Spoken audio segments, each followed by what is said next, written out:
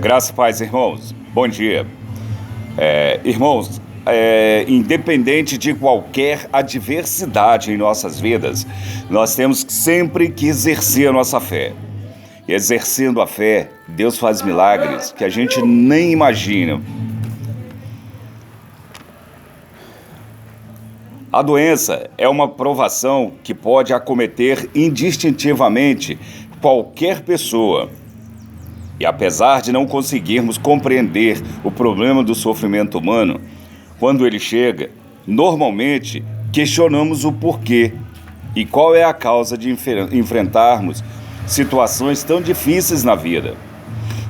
Fato é que nem sempre vamos entender a causa de muitos dos nossos problemas, mas podemos, por meio da fé, compreender para que certas aflições vêm até nós. Com isso, aprendemos a depender mais de Deus. Amadurecemos com as nossas fraquezas. Lembre-se, Deus é digno de toda honra e toda glória. Ele merece receber a glória mesmo de pessoas fragilizadas em tempos difíceis. Na Bíblia, encontramos inúmeras histórias em que as enfermidades foram usadas como instrumentos para glorificar ao Senhor. Quero citar aqui algumas delas. O primeiro desse caso é o caso de Jó, úlceras, chagas. Esse talvez seja um dos casos mais representativos da Bíblia. Jó foi ferido por uma chaga maligna, desde a planta dos pés até o alto da cabeça. Restou para ele um caco de telha para raspar suas feridas. Para consolo dele, restou para ele um caco de telha. Está no livro de Jó, capítulo 2, versículos 7 e 8. A situação era tão terrível que seus amigos, quando chegaram para visitá-lo, ficaram em silêncio durante 7 dias, irmãos. Está no livro de Jó, capítulo 2, versículo 13. Porém, todos nós conhecemos o fim da história. Através disso, Jó pôde conhecer melhor a Deus, ter uma comunhão melhor com Deus através do seu sofrimento. O Senhor mudou a sorte de Jó, restituindo tudo o que ele tinha perdido. Jó adorou ao Senhor desde o início e, no fim, reconheceu a soberania e seu grande poder.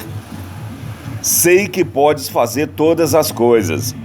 Nenhum dos teus planos pode ser frustrado.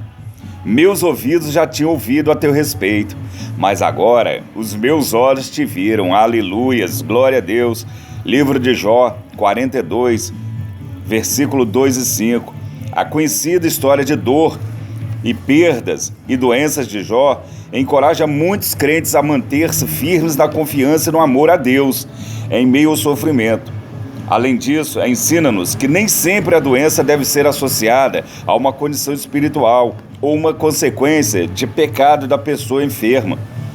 Naamã, por exemplo, irmão, Naamã era alto general, fortemente doente. Naamã era um sírio, general de alta patente que tinha uma doença terrível à sua época.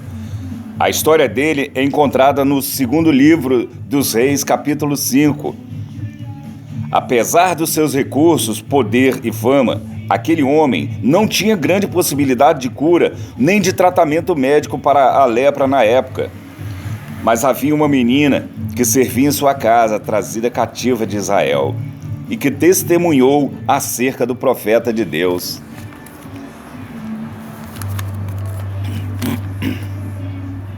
E Naamã creu. O Deus de Israel Todo-Poderoso poderia curar qualquer doença. Depois de relutar com o orgulho, Naamã se humilhou. E muitos nós, irmãos, lutamos com o nosso orgulho e não nos humilhamos perante ao Senhor nas nossas aflições. Queremos resolver do nosso jeito. Naamã se humilhou e obedeceu a palavra do profeta Eliseu. Mergulhou no rio Jordão 7 vezes e viu o grande milagre. A sua pele foi totalmente restaurada. Para a glória de Deus, aleluias. O general Naamã reconheceu que não há ninguém como Deus. Agora sei que não há agora sei que não há Deus em nenhum outro lugar, a não ser em Israel. 2 Reis, capítulo 2, versículo 15. Esta história mostra-nos, irmãos, que além de curado de sua doença, Naamã saiu crendo no Deus Todo-Poderoso, o único e verdadeiro. A cura do comandante sírio trouxe a glória ao nome de Jesus. Aleluias. Outra história aqui, irmão, na Bíblia, tem muitas outras, entendeu? Mas eu queria citar mais uma aqui, a história de Ana, a esterilidade de Ana. A história de Ana é encontrada em 1 Samuel, capítulo 1 e 2. Se Ana não tivesse passado pelo que passou, muito provavelmente nós não conheceríamos a história do profeta Samuel como a conhecemos. Ana era estéril, e por isso era constantemente humilhada pela sua rival Penina. 1 Reis, capítulo 1, versículo 6. Um dia no templo, bastante triste com a sua condição, Ana orou, chorou e clamou ao Senhor. Se ele lhe concedesse um filho, Ana o consagraria, entregando-o para servir a Deus todos os dias da sua vida. Para a glória e louvor do Senhor, assim aconteceu. Ana engravidou, teve um filho e cumpriu o seu voto para com Deus. Glória a Deus. Esse filho foi grande homem de Deus na história de Israel, conduzindo o povo, ungiu reis e profetizou a palavra do Senhor a seu povo. Deus usou grandemente a vida do sacerdote e juiz Samuel. Deus tornou a amargura de Ana em alegria e contentamento. Não há ninguém santo como o Senhor, não há outro além de ti, não há rocha alguma como nosso Deus. 1 Samuel, capítulo 2, versículo 2. Glória a Deus, aleluias, irmãos. Outra história que eu queria citar aqui, irmãos, é a história aqui, do cego de nascença.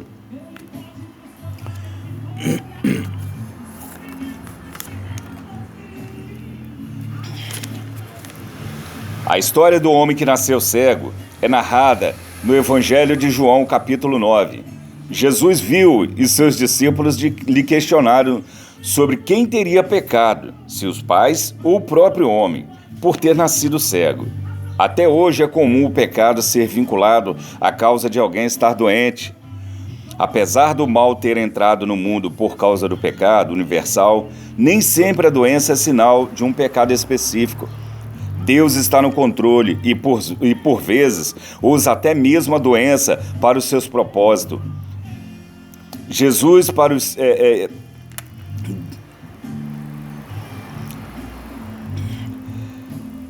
surpreendeu seus discípulos respondendo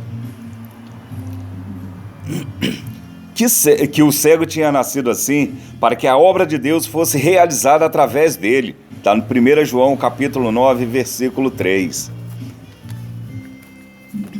O homem foi curado da cegueira de nascença, sendo prova que Jesus é Deus Todo-Poderoso e muito mais a cura física. Ele pôde ser, e muito mais que a cura física, ele pôde ser curado da cegueira espiritual. Hoje em dia tem muitas pessoas que estão na cegueira espiritual, irmão. Entendeu? Não física, mas espiritual. E a cegueira espiritual, eu creio que deve ser uma das piores dela. Crendo que Jesus era o Cristo, ninguém jamais ouviu que os olhos de um cego de nascença tivessem sido abertos. Se esse homem não fosse de Deus, não poderia fazer coisa alguma. Então o homem diz: Senhor, eu creio, e adorou. Glória a Deus. Está no livro de João, capítulo 9, versículos 32, 33 e 38. Muitas vezes não compreendemos o propósito de Deus quando enfrentamos que uma enfermidade, mas aprendemos aqui que a questão não deve ser o porquê, mas sim para que de determinada doença ou situação adversa. Devemos crer no Senhor Jesus, colocando-nos em suas mãos, enxergando pela fé, que Deus pode usar situações para o nosso crescimento e para a sua glória. Aleluias! Outra coisa que eu queria citar aqui, irmãos, é a enfermidade de Lázaro. Lázaro e suas duas irmãs, Marta e Maria, eram bons amigos de Jesus. Uma certa ocasião, Lázaro ficou doente, mas Jesus não estava por perto. Os três irmãos viviam em Betânia, uma aldeia que ficava ao leste de Jerusalém. Mas Jesus estava fora da Judéia com seus discípulos. A doença se agravou e as irmãs mandaram avisar Jesus que Lázaro estava enfermo. Jesus recebeu a notícia. Certamente pensaríamos que um bom amigo estaria sempre por perto nas horas difíceis, mas nem sempre é como queremos, irmãos. Deus às vezes tem outros planos e nessa ocasião Jesus estava ausente. As irmãs tentaram tudo o que podiam para cuidar do irmão, mas limitadas não puderam. O amado irmão acabou falecendo por causa daquela doença inesperada. E se o amigo Jesus estivesse por perto, certamente essa tragédia não teria acontecido. Mas Jesus ainda demorou, ficou mais um tempo onde estava. Perdeu o funeral do amigo. Parecia não se importar.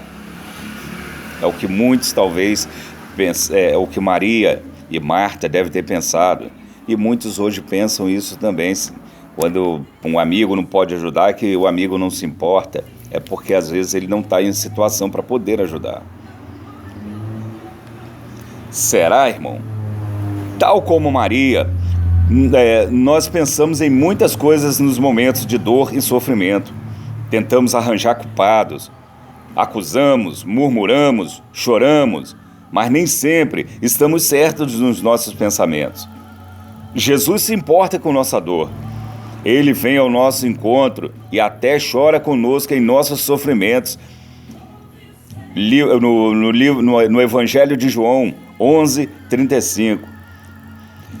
Jesus foi glorificado naquele dia e será eternamente. Ele provou que é superior à morte, chamou Lázaro para fora do seu sepulcro e ele voltou à vida.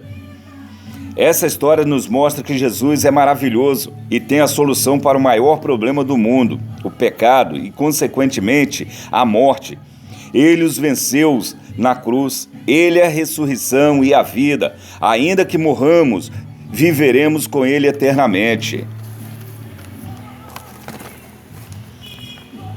Para finalizar, irmãos, que essa esperança guie a sua vida e lhe dê forças na caminhada, em meio à dor e sofrimento. Mas lembre-se, acima de tudo, importa que Deus seja glorificado. Mesmo não compreendendo o propósito por trás das doenças, creia que a graça de Deus lhe bastará. Busque o Senhor, ore, descanse nele, confiando de coração. Lembre-se que Deus pode usar as adversidades para o seu bem. Ame a Deus de todo o seu coração, irmãos.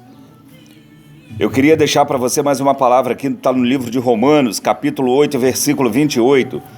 Sabemos que Deus age em todas as coisas para o bem daqueles que o amam, dos que foram chamados de acordo com o seu propósito. Ainda que você não veja uma saída, lembre-se que Deus continua no controle. O cristão sabe que a finalidade da sua vida deve ser glorificar a Deus. Lembre-se, a condição de saúde perfeita da humanidade foi prejudicada com a entrada do pecado no mundo, ainda lá no Éden. E enquanto estivermos aqui no mundo corrompido, estaremos sujeitos a doenças e aflições. Mas se amamos a Deus sobre todas as coisas, quer recebamos o bem, quer recebamos o mal, tudo servirá para a glória do nosso Senhor soberano Jesus. Amém e amém. Glória a Deus. Deus seja louvado, irmãos. Eu espero que essa palavra, você possa ouvir essa palavra. Eu espero que você, na sua adversidade, procure mais glorificar a Deus e não ficar o porquê ou para quê. Que Deus seja louvado. Aleluias, glória a Deus. Amém e amém. Maravilhoso Deus.